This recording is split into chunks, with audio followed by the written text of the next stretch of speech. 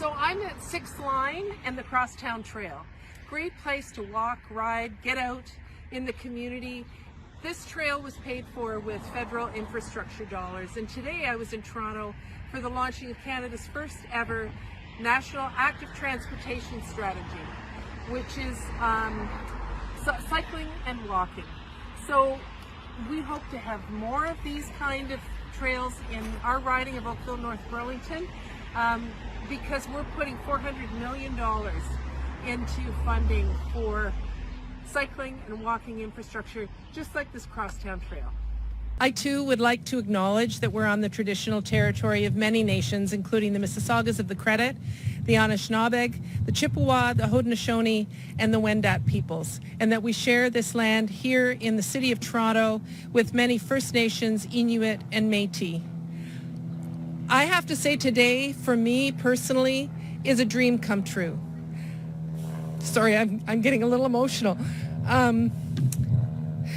When I got elected in 2015, one of the things that I really wanted to see was a cycling and walking strategy, because we know that cycling and walking, which is also known as active transportation, is good for the economy, it's good for our health, and it's good for the environment.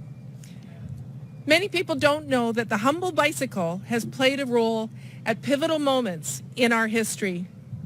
It played a key role in the women's suffragette movement around the world, from Annie Londonderry, who was the first woman to cycle around the world in the late 1800s, to Susan B. Anthony, who said, quote, "Let me tell you what I think of bicycling. It has done more to emancipate women than anything else in the world." Today, the bicycle is leading the transformation to more sustainable transportation. And I'm just thrilled to be here today as our federal government is supporting that change.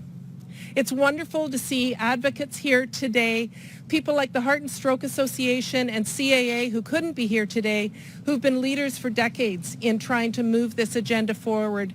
Anders from Velo Canada Bike, who I met early on when I was elected and has been able to support Canada Bike's vision of a strategy, and it's just wonderful.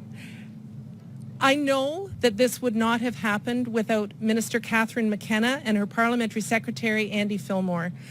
As Catherine mentioned, I met with her early on about moving forward with this, and we both agreed that we needed to do it. It's just, how do we find a way? When Andy was appointed Parliamentary Secretary, bringing his municipal background to the role, it gave us an opportunity under the leadership of the minister for Andy really to take the reins and move forward on this. Back in the last Parliament, I founded the All-Party Cycling Caucus, and we were able to support events on Parliament Hill, and we knew that Canadians and members of Parliament, elected officials from all parties, were supportive of us moving forward. When I was elected to Oakville Council, I met a powerhouse of a woman named Eleanor McMahon, and I really want to give her a shout out today because I met her as a municipal councillor. She's now the head of the Great Canadian Trail, but at the time, Eleanor was the founder of the Share the Road Cycling Coalition, and she inspired in me the ability to recognize and advocate for the benefits of cycling for our communities and for our economy. We know that businesses that are located on a bike lane have higher sales.